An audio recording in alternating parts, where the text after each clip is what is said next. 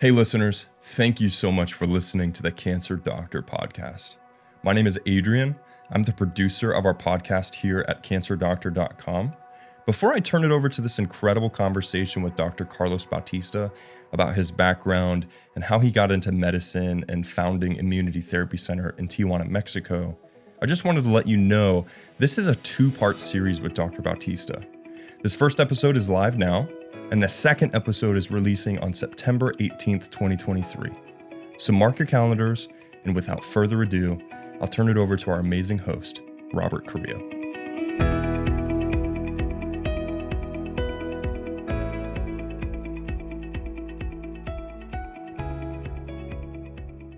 Hey everyone, this podcast I want to let you know is brought to you by Immunity Therapy Center. Immunity Therapy Center is located in Tijuana, Mexico. You can find them at immunitytherapycenter.com. If anyone you know or you love or care about thinks they may be facing cancer or they have a cancer diagnosis, feel free to give them a call and contact them for a free medical doctor consultation. Dr. Bautista, thank you so much for coming here today. I can't tell you how much it means to me for you to come in here into our studio just to have a conversation. Yeah. You know, about cancer, about healthcare, and about the future of cancer, what that might look like, but about the work that you're doing as well over at Immunity Therapy Center down in Tijuana, Mexico. This is a great opportunity for all the viewers that are watching this, just to get a better understanding. You know, there's so many questions, so we're really grateful that you've taken time out of your busy schedule, because I know you're a busy doctor. I know you have a full schedule, so flying out across the country to come here means a lot to us. Really. Well, it's an honor, a pleasure, and I'm looking forward to have this conversation, and I hope it reaches a lot of people and that we answer their questions. It's great. Mm-hmm. You know, Dr. Bautista, why don't you just let all the viewers know who you are, how where you went to school for medicine, the whole, your biography, your background. Who is Dr. Bautista? How did you become a doctor? Well, I was born in Tijuana, Mexico. I grew up there my whole life. I went to a Catholic school for the basic education. I was in the same school from elementary school up to high school. So it was Instituto Mexico was the name of the school. Still my best friends we are still the same after so many years. Carlos Alvarez, he was with me when we were in elementary school. So I grew up in Tijuana. Then my father used to own a pharmacy in Tijuana, small pharmacy, Farmacia Reina. So I grew up watching my father working there. You know, a lot of people, he was not a doctor or anything like that, but in Mexico, it's very common that the pharmacist, is the first contact for anybody that it's sick. In those years, you went to the pharmacist and asked for something. So I had that experience and I liked it. I was going to since a young age, I went to help my dad in his drugstore pharmacy. Botica, we used to call them in Spanish. And, I cleaned shelves, put medicines in order. And that's how I became familiar with all of the names of the medications. And all of that environment was very familiar to me. So then a little older, when I was like 12 or 13, I started being there alone in the pharmacy. My father went to do something and then I stayed. And then people come and ask me for things to me, for what is good for a headache or, then, man, I need to know more about this, right? So I like it. I liked it a lot. So because of that experience growing up and working at the pharmacy and being in that environment, that's why I decided to get into medical school. So it was difficult to get into medical school, but I studied very hard, for the admission exam. So I was admitted in the Baja California State University, UABC, which was up to these days one of the best medical schools in Tijuana, in Mexico, sorry. And I graduated from there, I graduated from there, and during the last year, in Mexico, you have to, also here, you have to do an internship year. And then you have to have a social service year where they send you to different communities. So you work for the government basically for a year. They pay you a little bit, but not is something just very, very small amount. So during that year, unfortunately, my father was diagnosed with a lung cancer. He was a long time smoker. It was a complete surprise. You never expect something like that. So my father was with this small cell lung cancer, and I went to my friends, I have my teachers and all of that. I was still in the school environment. So we went to the normal oncologist, and he was recommended, the chemotherapy. He had chemotherapy, the conventional chemotherapy, and he was like destroyed basically, right? Because of this, I understand it was what doctors thought it was the best, but it was really devastating, for his health, for him to see him, for himself seeing, watch, for our family, and even for him looking at that, how he was like breaking down. That's what the words that I was looking for. It was I was talking with Carlos this morning about it. So he was diagnosed in March, and then by August, he passed away. But the process, it was devastating to see that, and that's when I decided that I wanted to see what other things were out there, because at school, medical school, you learn about all the conventional treatments, but reading the internet was starting. It was not even a thing back then. It was not, but I started learning and reading, and I knew there was some other type of treatment, alternative medicine. So I started a little bit studying about it. I remember I started studying about hyperthermia, whole body hyperthermia, and local hyperthermia. Those were my first therapies that I started reading about. And then, I started reading about all these other treatments that I had no idea they were out there. We're talking about middle of the 90s, early 90s. And everything was immunotherapy, was not even a thing, was not now there's a lot of research going on, but back then it was something that it was not even talked about. And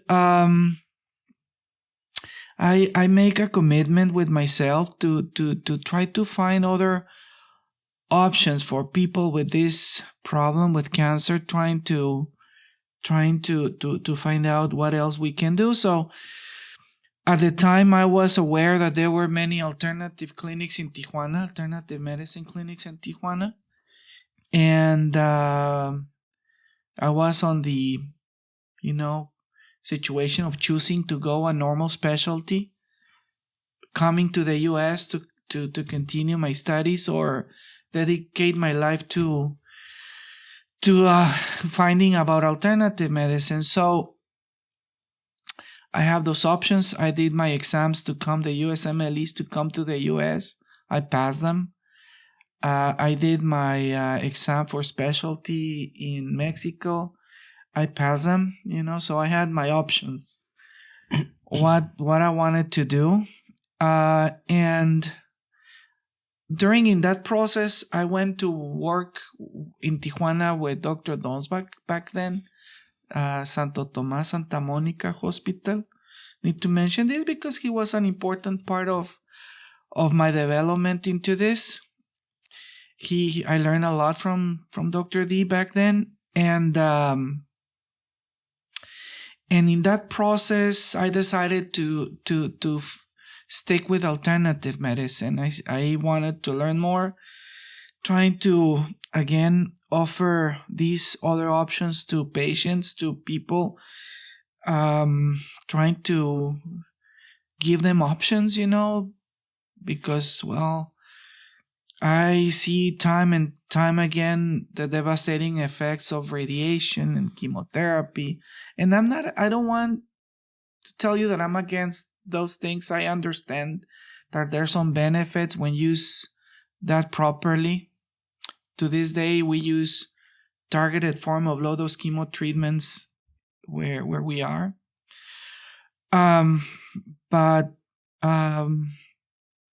But then I started, that was the reason why I decided to continue with studying more about alternative medicine. I dedicated myself to that. I worked some years with Dr. D. Then I was invited to work in another hospital where there were therapies that I was not too in agreeing with, because back then I was already starting to form my idea, and with my experience I knew what therapies work the best. That's when I started developing my own program.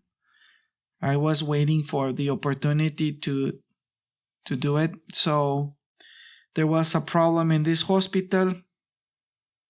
So I decided to start my own practice. And I started my own practice very small, early 2000s, late 90s, I will say.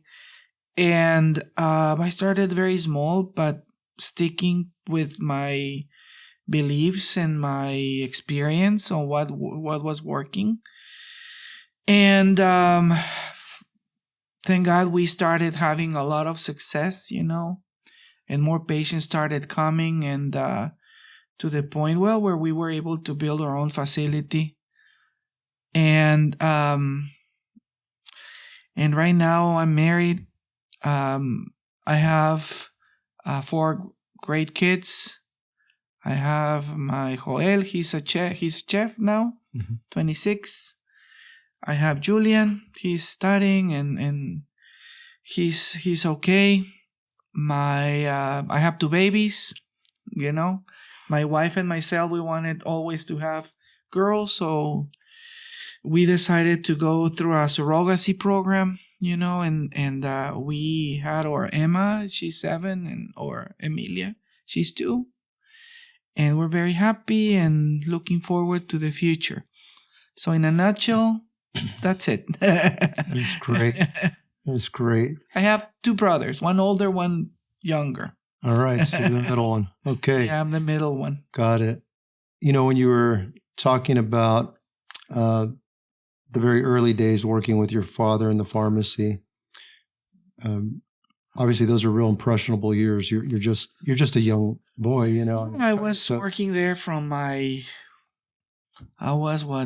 when I started working, like 8 years old, In Mexico, that's usual, you help your family whatever ways you can. And I was trying to do that. And not all every day, but weekends and the afternoons, and trying to help as much as I could as a boy. And yeah, it was at the time fun.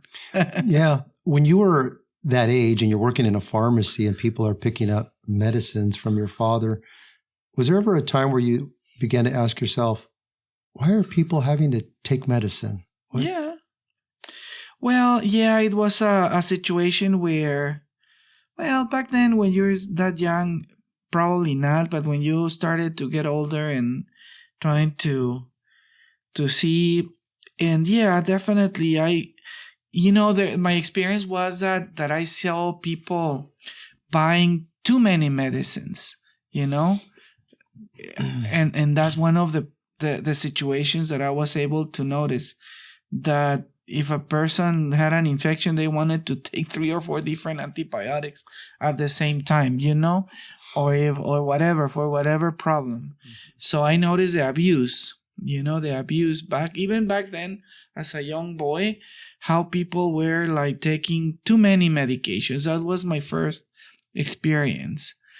And my advice back then, or whatever, after I got a little bit older, was to just to take enough to control the problem. But since my young age, what I notice is that people tend to take too many medications.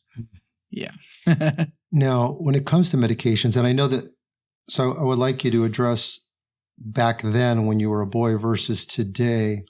Still the same. Yeah. I'm sure it is. Maybe worse, but do the patients in Mexico, do they need to always have a prescription to get a medication? Or there are certain medications that we would need in the United States, we would need a prescription, but in Mexico, you don't necessarily need a prescription for? Yeah, well, back then, there was no... Back then, when in the 90s, 80s, when I was working at the pharmacy, well, 80s, so no, there was no control basically over what was sold. For example, you needed a prescription for controlled substances, but not even that back then. Now it's more controlled. Now you need prescriptions for many medications. It's not as tight as it is in the United States. Mm-hmm. But for example, down in Mexico, now you need prescriptions for antibiotics, for pain medications, and obviously controlled substances. But now it's way better than it was.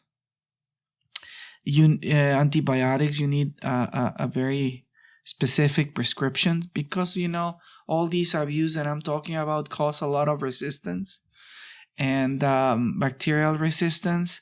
Mm-hmm. So nowadays, there's more controlled.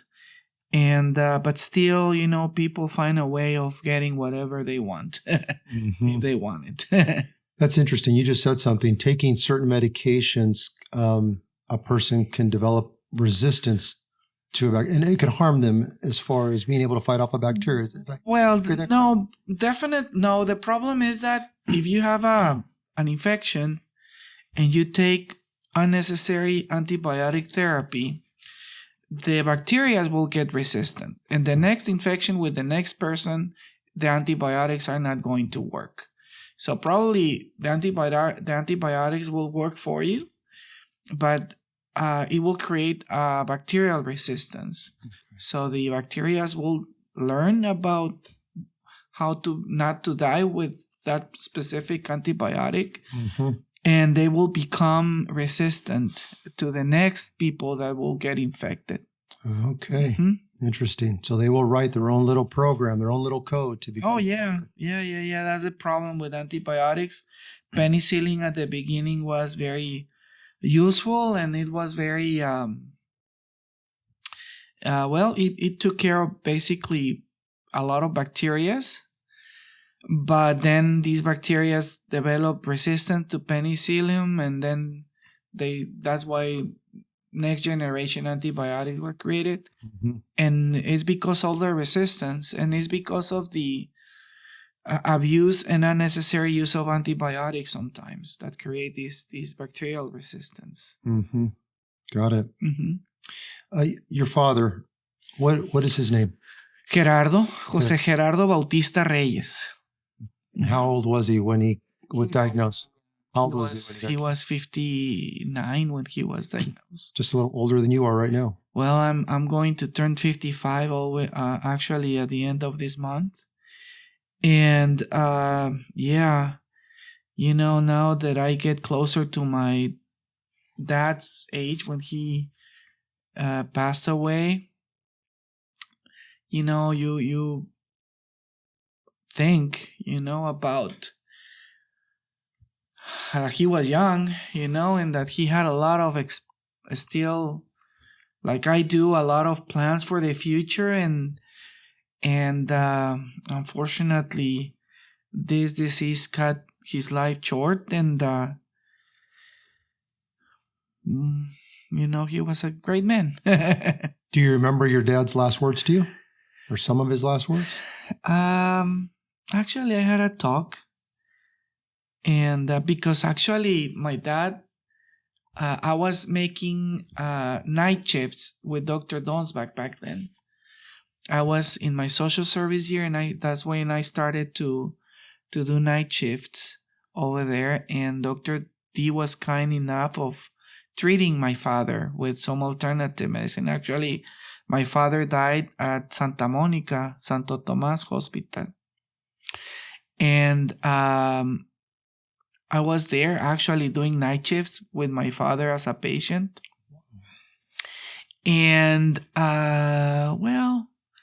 it was a situation where I spoke to him, and he told me what he wanted to do, his plans, and private things that it is. But I understood him, different life experiences and advice that he gave me that I follow up to this day. And probably after that conversation, probably 1 or 2 days after my dad passed away. So it was like those advice and those things that he talked to me back then, to be a good person and to take care of my family and to try to be productive and other things. I still follow that advice always. That's great. And your mother and your father were married at that time? Yeah, my mom and my dad, they were married, I think. Well, they were married in 1964, I think, until my father passed away in 1998. And they were married all the time with their ups and downs, but always together. Yeah. Did your mother ever remarry? No. She never remarried? She never remarried, no. She says that my father was the love of her life, and that she didn't want to go through that again, and that she never took interest, even though she had people, men trying to take her out and things like that. But no, she didn't. She just wanted to be with us, and that's it. And how old is your mother today? My mom right now is 80. I haven't been very clear about my mom's age, to be honest with you. We probably shouldn't repeat it. She is like 81 or 82, something like that. Okay. Yeah. What did she think when you decided that you wanted to go into the field of cancer? I mean, did she have any? No. Well, obviously they were like happy and proud that I became a doctor, but they never questioned whatever we wanted to do. We always have that freedom. And when I explained a little bit what I wanted to do, obviously they wanted me to come to the US and become a doctor, California. And when I explained that I wanted to follow these, not explain, more than share a little bit what I wanted to do with them, they were all agreeing, and whatever made me happy, and I felt back then with this, my father experience, that I needed to do it, that I really needed to do it. And I was committed to do this for the rest of my life, you know. Your father has played, obviously, the most significant role, it sounds like to me, in your decision to pursue this career and the passion, the mission that you have. Was it, when you think back to your father, was it the fact that he got a cancer diagnosis, or was it how much he actually suffered through the types of treatments that he had that altered your... The second. Yeah, okay. I can answer that, yeah. The cancer, you know, is a very bad disease, but unfortunately the treatments, you know, it was devastating, you know, the side effects and how he suffered from the treatments with not much benefit, you know.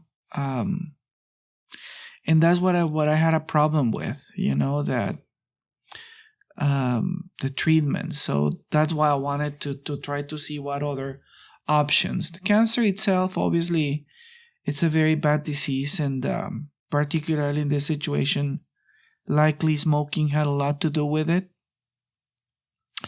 Because, my dad started smoking, once told me that he was like 13 or something like that.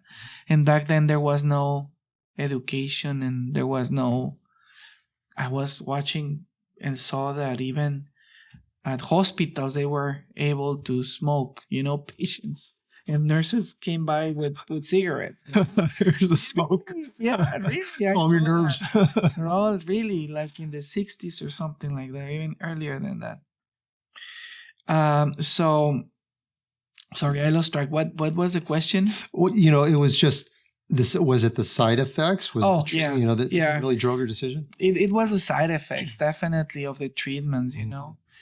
He started with chemotherapy, and then they add radiation. And that combination was like a bomb, because when he did that,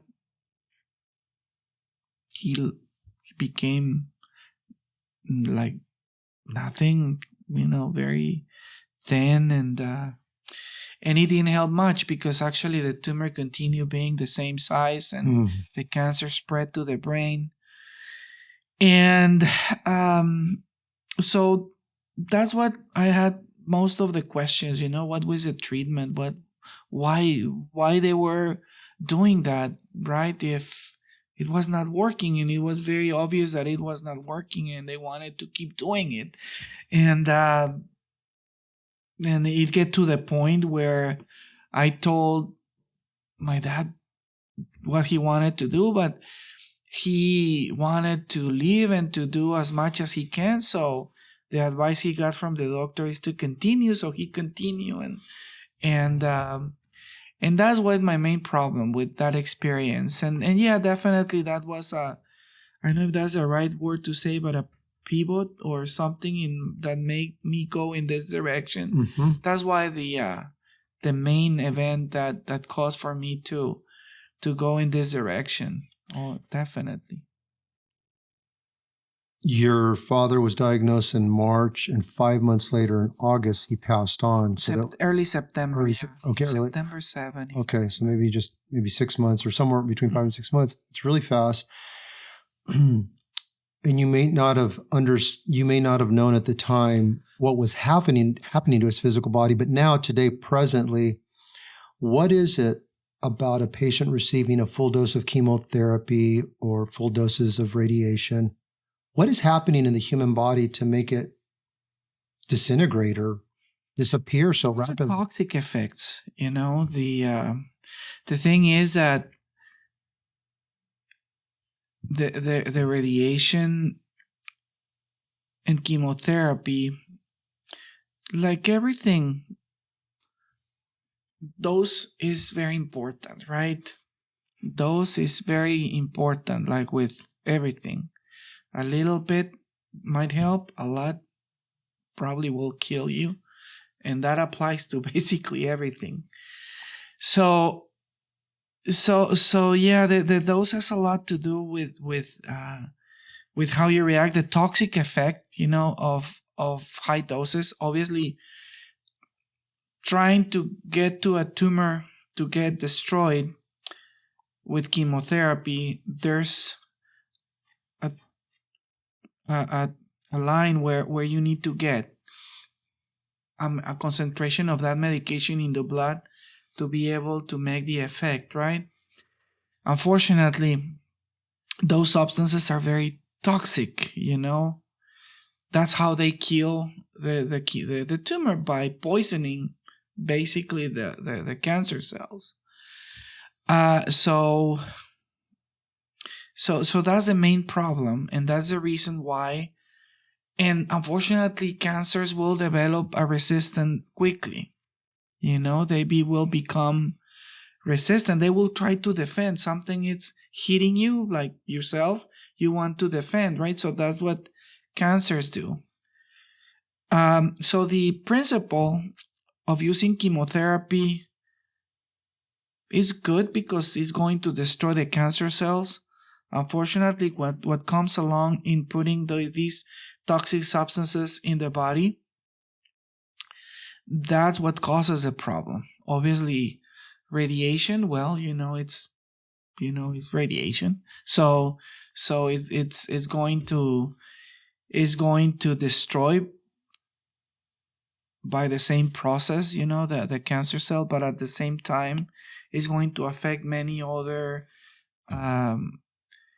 tissues. Is going to keep damaging, unfortunately. That's why we trying to get the good benefits from the chemotherapy. That's what we try to do ourselves in our hospital. That's why we use metronomic doses or low doses of chemotherapies, but we try to target the cancer. The main thing that we do at our hospital, ITC, is use immunotherapy. And don't get me wrong, the main treatment is trying to stimulate through different ways, is to use the immune system to be able to recognize and destroy cancer cells. But sometimes the cancer is so active that you need to put a stop to it. Obviously, using high doses of chemotherapy is not recommended, but we use these metronomic doses, and we use DMSO, DPT, this is called the therapy, where DMSO will bring this medication to the cancer site. It's a good transporter. DMSO will have even a very specific anti-cancer and anti-inflammatory effects. There's other way that we have that is called IPT. This is a little bit more complicated because it's based on the fact that cancer feeds on sugar. So the cancer cells will have these glucose receptors. With insulin, you will drop your glucose levels in the body. That will make those glucose receptors open up. And then you give glucose in combination with low doses of chemotherapy. So that's how it goes, and it goes into basically the cancer cell will eat the sugar along with the cancer medications, with the chemotherapies. That's how we are able to use low doses of it very effectively, avoiding the bad, the bad side effects.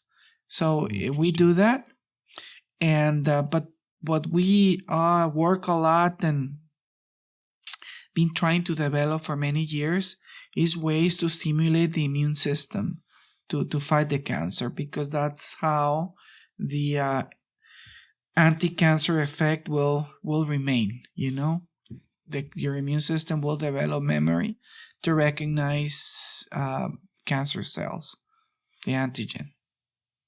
Interesting. So I'm gonna repeat that. What you said was so very important. So at times you may use something like a low-dose chemotherapy to put a cancer cell in check, to stop it or halt its spread, but you want to train the immune system of a patient to recognize that cancer cell so it can build a system of attack to destroy it itself and have a memory as well. Yeah, well, one of the main problems with cancer is that it becomes invisible to the immune system. There's even videos where you see the tumor here growing and you see all the white cells, killer cells, or the different types of immune cells passing by and not attacking the cancer. So yeah, that's why it's able to grow and spread the cancer, because the immune system doesn't recognize, basically the cancer cells. So that's how the cancer is able to grow. So what we do at ITC is through different methods, trying to teach and make sure that the immune system is able to recognize and not only that, but have the tools to go and fight it and destroy it. Okay. Mm-hmm. So cancer cells are intelligent enough to camouflage themselves. To hide. Basically, that's what they do, and that's how they grow. That's the main way of, being able to pass undetected and to grow, because basically the only objective of a cancer is to grow and destroy. So that's how they do it. Wow. Got it. When you said so much that's so valuable. When you began to study under your mentor, Dr. Donsbach, right? Well, yeah. You started studying a little bit under him. Yeah. What was it about what you were seeing in his practice, in the alternative, I'll call it the alternative way of practicing medicine with, I'm assuming, some cancer patients? Mm-hmm. Yeah, he treat cancer, yeah. What was it that you were noticing that caught your attention? You were like, I think there's something here. What better results. He was curing people, Curing people. He was big word. It's big word, yeah, but he was doing it back then, and he was harassed, and he was, everybody was against him, and but I really see how patients loved him, and how he was getting good results, and that's why I knew there was something there, right? Of a lot of value. And, he, and that's what basically I saw, that he was getting good results with patients, Robert. That's what I was able to see and got my attention, and trying to learn and know why, And that's when I started getting into the books and traveling and trying to get informed about it. He was kind enough of he shared a lot of his methods. He wrote a lot of books and a lot of he had a radio show back then, and but yeah, definitely I learned a lot from him, as well as other doctors. But working with him was my first contact and my first experience in a structured alternative medicine program. And I saw the good results, and that's it. So at that time when you're working alongside of him, I mean, you're now a credentialed medical doctor at that time. I was already, graduated, certified, Now, obviously, there's this a stigma or this negative idea that follows somebody, a doctor like Dr. Donsbach, for example, who is doing alternative care, and the public may be led to believe that this is not a reputable person, this is not a person of high character. But you were an eyewitness as a medical doctor working there in his hospital or treatment center. You were there as an eyewitness, seeing what was happening with patients. And I was seeing it. Yeah, definitely. In your mind, as you go back, and we're going back years now, but is there like a particular patient or an individual from back then that really like stunned you? The response that they had was, wow. Well, thank God there were many. I cannot remember one in particular, but it was in general, in all type of cancers, not only a particular one. So he was getting good responses, some of them not complete remissions, but improving. I can tell you that one way or the other, everybody got benefits, and that's what I'm trying to follow up with. That and thank God here in our hospitals we get even better results. Mm-hmm. But yeah, definitely everybody was getting better, and that was the difference, where when I was in a normal oncology service, everybody died basically. You get into the room and the patient was gone, right? So it was a constant thing.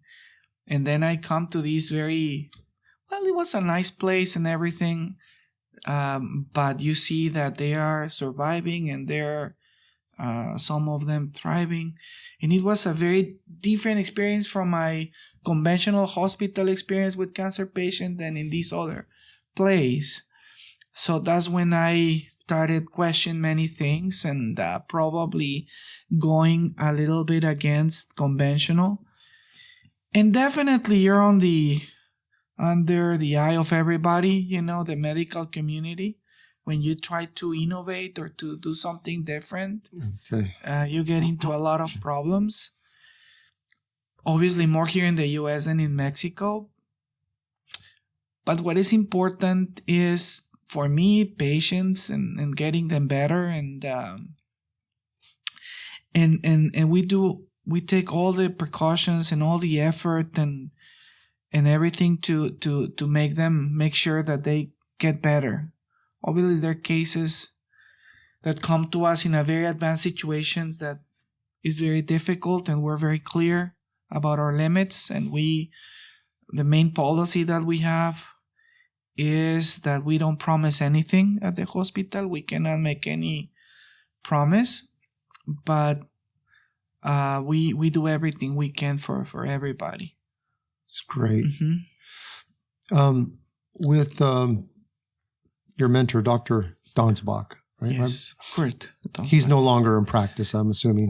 He's no longer in practice. Okay. I haven't seen him for many years. I lost contact with him many years, but in my formative years back then, right after I graduated, I learned a lot from him. I must say it. Yeah, absolutely. Okay. Mm-hmm. So your father was your driving force. That's where the passion came from. It was the one that I saw that, I was basically graduating from school. Mm-hmm. I went through the oncology course that I needed to pass. So when you need to pass, you pass and you do it, but you don't get attached emotionally, to whatever is going on in that particular area. But yeah, my father was the one that made me put the attention on the devastating effect of the treatment. Okay. Mm-hmm. Yeah, so he's your driving force as far as the passion. And then obviously your mentor, he's the one that's opening your eyes to a different way of doing a whole new world of medicine, yeah. Mm-hmm. Okay. Two very influential people. Wow. Some people that are watching us right now are listening to this in the United States, maybe thinking to themselves, well, medical school in Mexico is inferior to a medical school in the United States. This is something that people have vocalized before. I've heard this, that it's just not as good. Speak to that for a minute, the kind of training you receive as a medical student in Mexico. And is there any difference between medical school in Mexico versus the U.S., or what does that kind of look like? I mean, you obviously passed some tests to even come to the United States if you wanted to. Mm-hmm. There's a grading system for medical schools in Mexico. And when I was trying to get admitted into UABC Campus Tijuana, it was probably, I think, between the first and the second in Mexico, the whole country. I haven't been in the university in the US, so I don't know, to be honest with you, what's the situation, but what I can tell you is that my faculty, it was very hard. You know, you have to study every day a lot for many years. The tests and exams were very hard, you know. It took a lot of my effort, and thank God I live at my house with my parents, so I was able to study as much as I wanted to and not worry about anything else. It was really hard, you know, getting through medical school. A lot of effort, physical and intellectual. You have to dedicate yourself. I passed, like you said, the USMLEs, and I didn't think it was like the big thing, right? So I guess that qualifies, and that put me at the level of the universities here in the US, you know, when I did those exams. And yeah, definitely there is that impression that universities down in Mexico are inferior. But I don't think so, to be honest with you. And I have my personal belief that is the person, not the university or where you go, you know, that will make you or not make you. So I think depends. You can be in a Caribbean school that they consider inferior, and you can be an excellent doctor, right? So it's up to you how you study, and anybody that graduates from medical school from any school anywhere in the world, they will have my respect, because I know what it takes. To some level, all type of medical school will not be easy, I'm sure. Yeah, so particularly with the US, no, I think Mexico has great universities. I feel that I was very well educated in the public university that I went to. Still is one of the best in Mexico. And I'm very proud to be a cimarrón. That's our your mascot. Our mascot, yeah. And what can I tell you? The best school that I was blessed going to. That's great. Yeah, that's great. You know, we were talking earlier about your father. I wanted to ask you. It sounds like cancer care in Mexico back then, and maybe it's still the same today, is identical to the conventional cancer treatments in the United States. Is that same? It's the same. Well, basically, you need to know that it was President Nixon, I think, that declared war on cancer, right?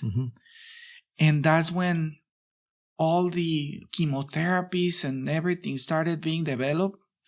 But unfortunately, oncology stays still with the same treatments for 40 or 50 years after that. There was no huge, big changes. You know, there was changes in dosifications, changes in some treatments and new medication development, but basically it was the same for a very long time. Up until now, where there's a lot of new research on immunotherapy. Now everybody's turning their heads to immunotherapy, but I need to tell you that probably was Dr. Donsbach. That was the first time I heard about using the immune system to attack cancer. It was with Dr. D back then. And I started, you know, nowadays it's something that there are even, you know, there's a lot of medication, extremely expensive conventional immunotherapies. But basically the treatment stayed the same for a very long time, you know, and there was no change for years and years. Yeah, because you talk about Nixon's war on cancer, and someone listening to this is saying, yeah, we're losing the war. because I think in the United States, it's about 5,000 people every day that are diagnosed with cancer. Yes, definitely. Nowadays, my experience has been, and now it's attacking even younger people. Before, when I started dealing with cancer with alternative treatments, for example, you saw, for example, breast cancer patients, probably they were in the late 40s, 50s. At the most, now you're seeing patients with breast cancer in their 30s. Very aggressive type of cancers, so things that you were not seeing before you're seeing now has a lot to do, I guess, with environmental, diet, things that we're in contact with, that people are getting in contact with at a younger age. Mm-hmm. So definitely it's a very serious public health issue. Mm-hmm. Absolutely. Yeah, no, agreed. I mean, in the United States, it's the second leading killer. Over 600,000 people die every year from cancer. So it is a big problem that needs to be addressed. And we need to find the ways to best address it so that people don't at least have to suffer like your father, suffered, or anyone else that's suffering, today, right? Under the regular treatments, right? Right now, yeah, definitely. And definitely one of my main goals is to get the word out there, not for our hospital, we're doing our own effort, but to know that there might be other options, to help them. Probably if they want to continue with what they're doing, but there might be other things that they can do to make it better. Mm-hmm. Right? I'm talking about supplementation. I'm talking about treatments. I'm talking about different things like that. Incorporating other things, other tools. Exactly. That's great. With it. That is great. Thank you for that, Dr. Bautista. Tell us about Immunity Therapy Center, or as you call it, ITC.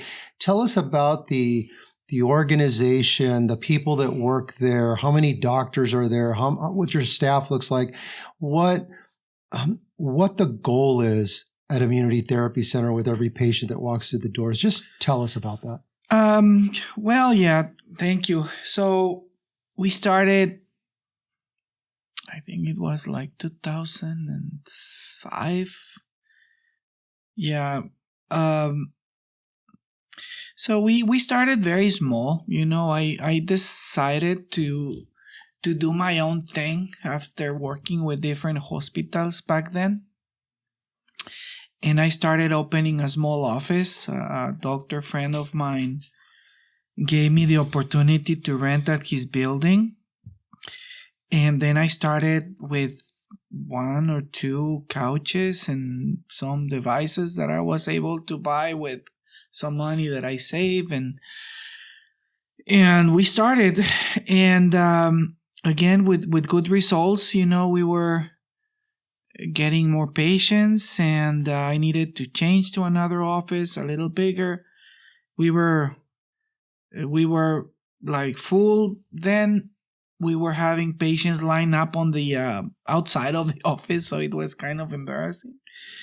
And then we moved to the hospital that you knew. It was an old building. We had a lot of issues, All the while, my goal was to build a facility where we have everything we needed, right? Because before we needed to adapt, to where we were renting. We needed to adjust and make our own adjustments to the spaces. And I wanted, to have the physical space, the facility, to have everything that the patients need to be comfortable. So that's what my goal since the beginning. And since the beginning, I started, saving money for that objective. Since the very beginning, it was already in my mind that I wanted to do something like this. A facility like the one we have right now. So it was a process. It was a lot of effort. And then we were able to build it, the building that we're now on, and with all the facilities and all the spaces and the hospital part. We have our own surgery room. That now we have to do 2 because 1 is not enough. So we are going to have to remodel that area. Because we're incorporating other services. There's a plastic surgeon that started working with us, and there's a bariatric surgeon that's going to start with us. So we are trying to offer other services as well.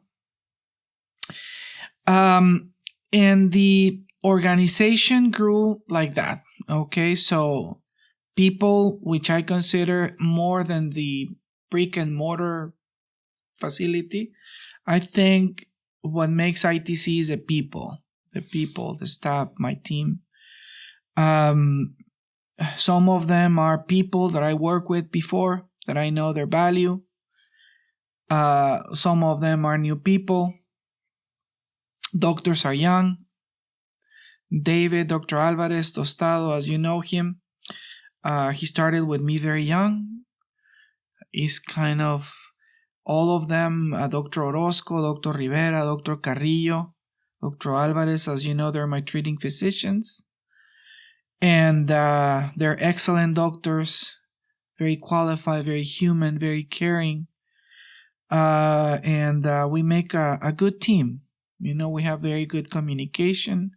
I supervise everything. On the other areas, we've been adding different services like physical therapy, dentist. So we want to make a more complete, you know, all around service. So yeah, and the administration needed to grow as well. You know, Maria Elena, you know her. Mm-hmm. She's the head of the operation and the part of the operation of the hospital. Alex Tenorio, he's our chief financial officer. He manages all the monies, and I know him from other hospitals that we work with together. I know of his value and how good he is on doing what he does. We have our marketing team, which is very, very important for us, which is headed by Carlos Alvarez, he's here with us. I've been friends with Carlos for many, many years. He just sent me a picture that when we were in elementary school.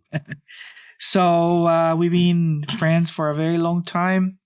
He's a very important part of our organization, of our group, and probably has the highest responsibility, which is bringing people into the hospital.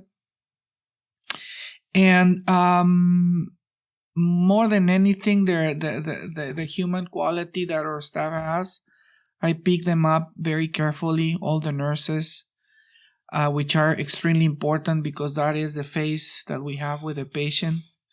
So we are on top of that every day. It's everyday work, you know, communicating with them, making sure, and also making sure communicating with the patients myself to make sure that they're good. Hearing from them that they're good gives me peace of mind. That's why I see them. I see the patients 1 or 2 times a week, all of them myself, and their doctors see them every day. So it's been a gradual work. I don't know is that way to say it, but it's been gradual. You know, there's new people coming, but it's always picked up with very, very carefully. We pay them well, but we want them to have, more than anything, to have good human qualities, because caring for this kind of patients is not easy. Sometimes because of their stress and their pain and their previous experiences, they're not easy to get along with sometimes. But we never take anything personal. We understand. So the staff needs to understand that, you know, and have a good face and a smile all the time. That's very, very important for us. And usually, most of the time, 99.9% of the time, patients end up loving, you know, the hospital and the care they receive. One of the things that has struck me when I've been to Immunity Therapy Center in person, and you're even conveying it now, is that it's highly organized. It's very organized, actually. Mm-hmm. There is a, as you mentioned, Carlos Alvarez, and the representatives that speak with patients on the telephone, they manage all those phone calls or emails that come in, and it's really the first contact for a patient. But once a patient's there, the team is really executing, it seems, on a timely basis every day. And I know, like any business, it takes real work. There's real effort that has to be executed every day in order for things to go well. And the patient, which is really your customer, they may have had a bad experience someplace else, or they're suffering, and so it's really difficult. You know, a lot of your staff, it's obvious. I mean, some dating back to school. Yeah. Okay. Absolutely. So you know your team. You're there every day. Mm-hmm.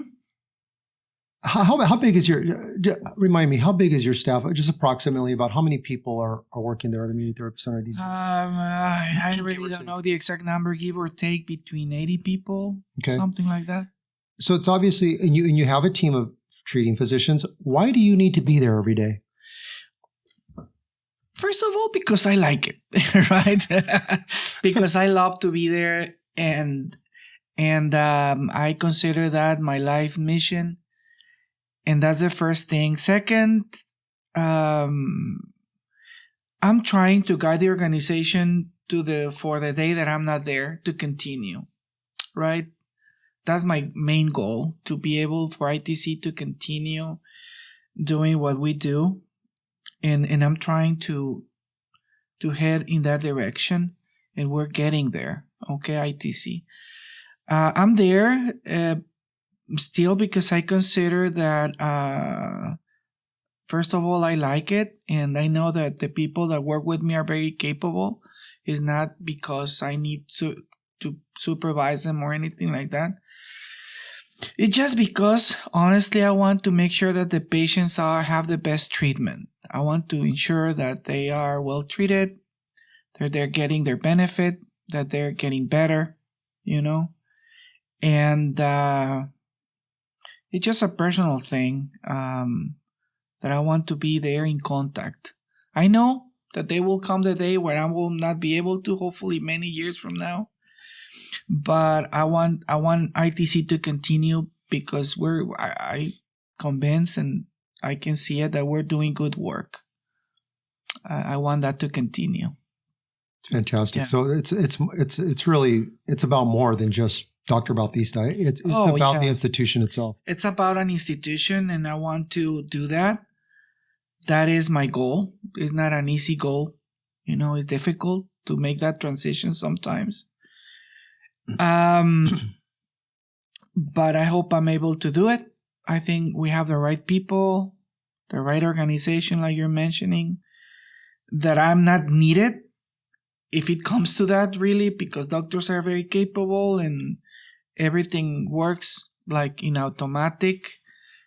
And I think the system we have works well. But I just want to be there, be part of it, feels good. That's great. Mm-hmm. You have there at Immunity Therapy Center, it's a hospital, and you take inpatients that stay at the hospital, and you have outpatients. Tell us a little bit about that. Why do you have both? Why are both necessary? Yeah, well, like I mentioned to you, I work in other places where I saw the needs, right? And sometimes, unfortunately, with cancer, situation changes even from 1 hour to the next, okay? Sometimes patients can be well, and the next one they need oxygen, or they need more care, or they need supervision, or they have pain, or suddenly a pain attack, or something like that. And in these other places that I work with, they were not ready for that. They treated cancer, but, they were not completely, fully able to to deal with those situations. So that's why we have our inpatient program that is for patients that need more care. In stage 4, sometimes you're functional, sometimes you're not functional, but still we want to be able to give them, or at least give them the chance or the opportunity to receive these other treatment, these other options. So that's why we have our inpatient program, where patients stay with us and they have our full nurse care and all the treatments in their room. And we have hospital care, pain management, nutrition, whatever it's needed, like in a full certified hospital that we are, along with all the alternative treatments against cancer. And we have these other outpatients, where patients that are functional, able to come and go, move around. And obviously the outpatient program, it's less expensive. But that's basically the reason, because I want to have a facility where all cancer patients can be treated regardless of their stage and their condition. That's wonderful. You mentioned the word functional versus non-functional.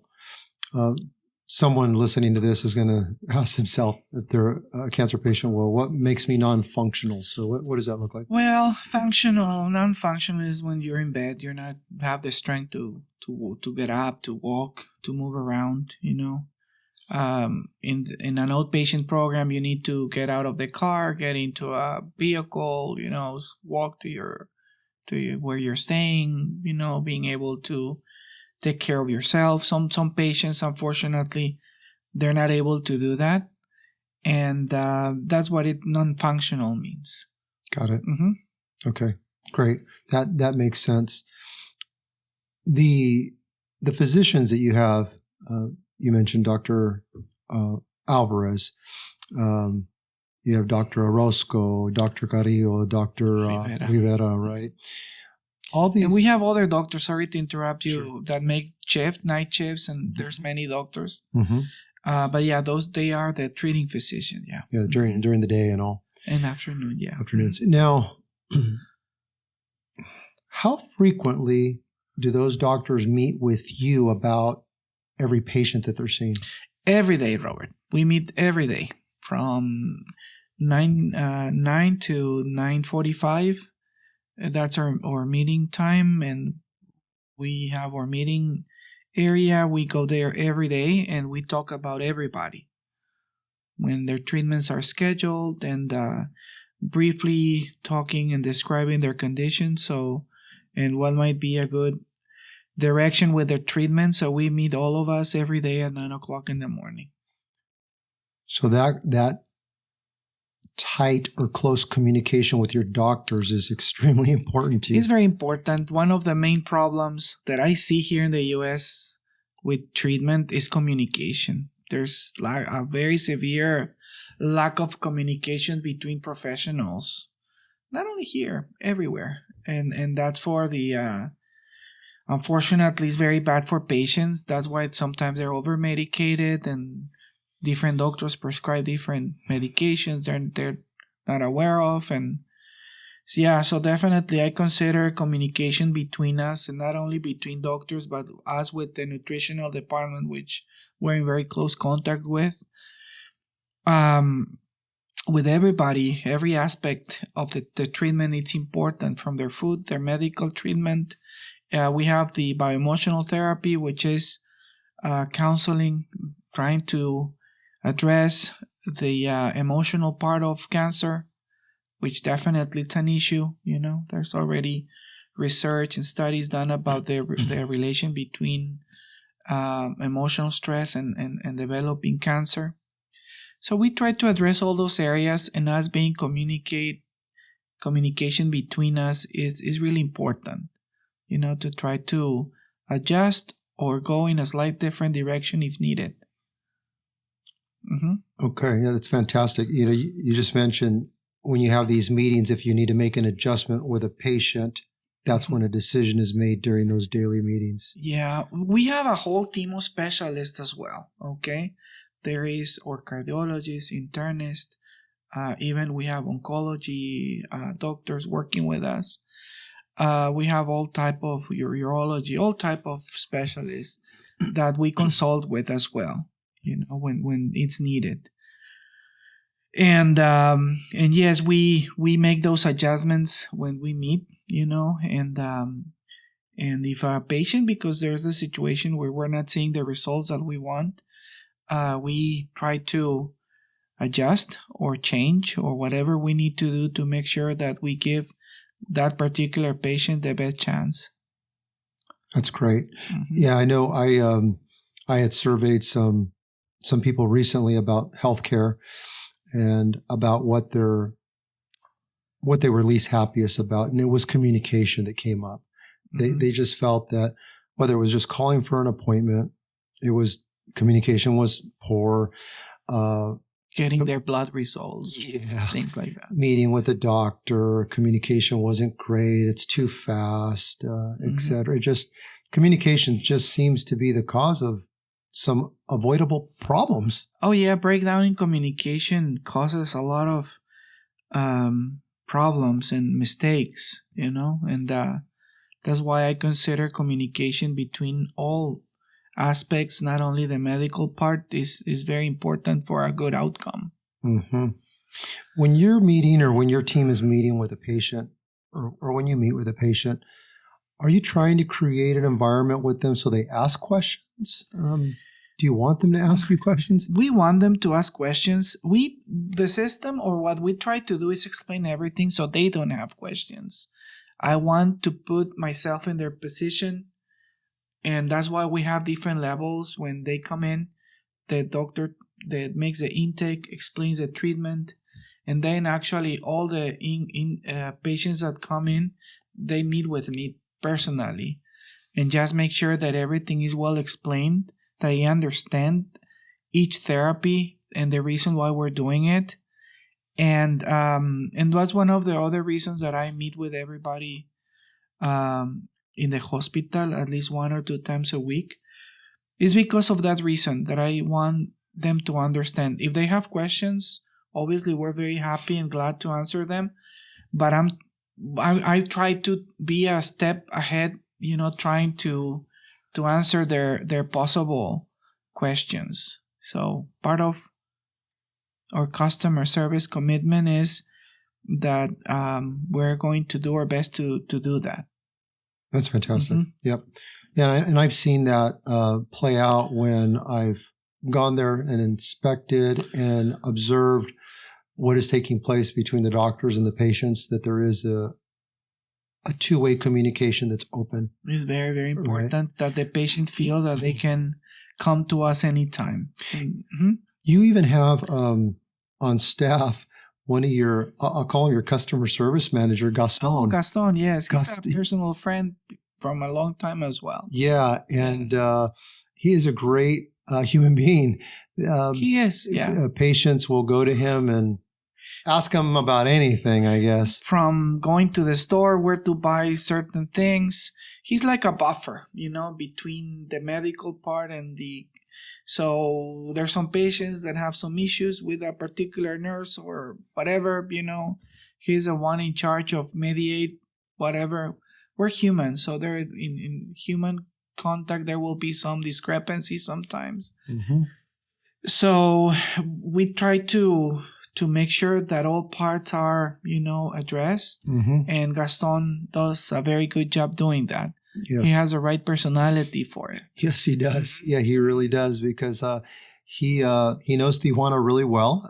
Yes. And so if they want to go sightseeing, he's able to tell them, hey, here's where you can go, or here's some good restaurants that you can pick out, or even if they just need laundry done or something, he has the answers. And, yes. And if they have a complaint, as you mentioned, about a nurse or a staff member, they can file a complaint and he gets it addressed. So, absolutely. Yeah. It's wonderful. Absolutely. Good friend as well. Yeah, he's a great guy. Good choice for the position.